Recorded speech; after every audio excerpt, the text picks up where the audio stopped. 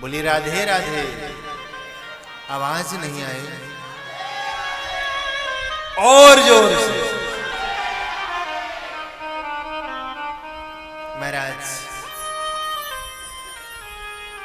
मन की मशीनरी ने तब चलना ठीक सीखा। मन की मशीनरी ने तब चलना ठीक सीखा। कब? जब कटोरी घिस गई पैरों की, आंख से दिखना बंद हो गया, कान से सुनना बंद हो गया, दांत काम करने बंद कर दिए। जब बूढ़े तन के हर एक पुरजे में जंग आया। महाराज अब आपके अंदर लाख श्रद्धा भर जाए, आपके तिजोरी की चाबी बहू रानी के हाथ में हो गई। अब आपके मन में भागवत कराने का उमाह जगे, आप एकादशी उद्यापन करने का मन में भाव जगे। अगर संस्कारवान बहू मिल गई तो शायद आपके सपने को पूर्ण कर दे, और 99% तो समझ चलिएगा कि नहीं होगा। होगा वही जो बहू रानी चाहेंगी, और होना भी यही चाहिए। जवानी में सो रही थी आप, जब आपके हाथ ताला चाबी था तब सो रही थी या सो रहे थे। अब बच्चे हैं, अपने हिसाब से अपनी गृहस्थी चलाएं। महाराज इस समाज की बड़ी दुर्दशा है। मैंने देखा बड़े नजदीक से समाज को, जिनके 3 बच्चे हैं ना, कभी कभी उनके घर में 4 हिस्सा लगता है, और वो तीनों बच्चे बड़े गर्व से कहते हैं कि मैंने अपने मम्मी का भी हिस्सा निकाल रखा है, उनको दे रखा है। अरे गधों, अरे पागलों, जिस माँ ने तुझको जीवन पर्यंत पाला पोसा, आज तुम उनको हिस्सा दे रहे हो कि चौथा हिस्सा मम्मी का भी है, 3 हिस्सा हमारा, चौथा मम्मी का। अरे तुम उनको क्या हिस्सा दोगे? तुम स्वयं उनके जीवन का हिस्सा हो। तुम्हें पाल पोस करके बड़ा किया, तुम्हारा तो कर्तव्य होना चाहिए कि जीवन पर्यंत माँ की सेवा करे, उसे महसूस ही ना हो कि मेरे बच्चे हमसे अलग है।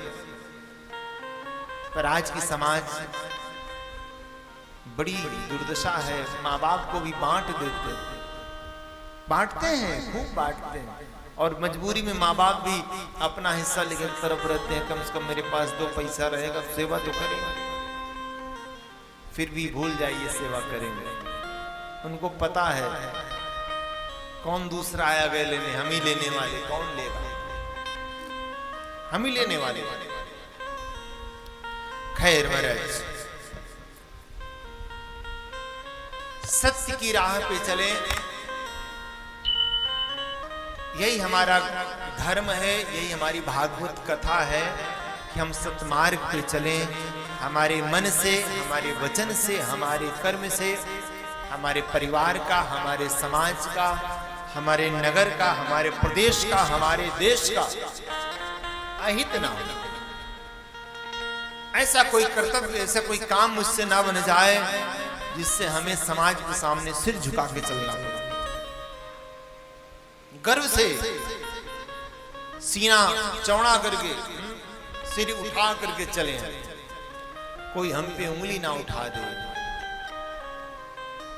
हम दुनिया को तो नहीं संभाल सकते, अपने आप को सुधार सकते।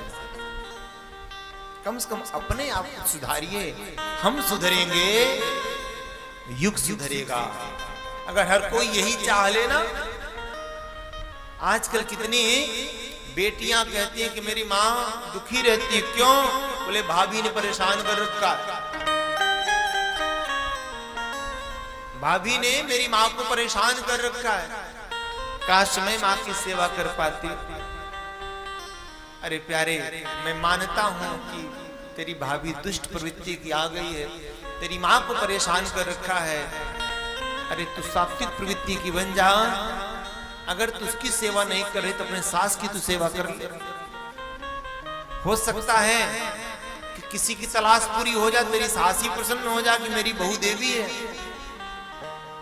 और सच्ची बात है, जो बहू अपनी सास की सेवा करती है ना, तो पति उसमें 100% प्रसन्न रहता है। सास प्रसन्न तो पति प्रसन्न। कभी कभी पति बेचारा अटक जाता है, बहू की सुने के साथ माँ की सुन, न बेचारा इधर का होता है न उधर का होता है। खैर, अपने अपने कर्तव्य का अगर हम निर्वहन करने लगे तो प्यारे यही धर्म है, यही सत्य है। आप एक बहू हैं, आप एक सासू हैं, आप एक बहन हैं, आप एक बेटी हैं, आप एक पिता हैं, आप एक भाई हैं। आप समाज में जिस भी पद पर हैं, आप अपने पद का ईमानदारी से निर्वहन करें।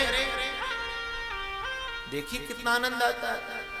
ये छोटा सा आयोजन हो रहा है, साउंड वाले भैया अपने कर्तव्य का ईमानदारी से निर्वहन कर रहे हैं, आनंद आ रहा कि नहीं आ रहा?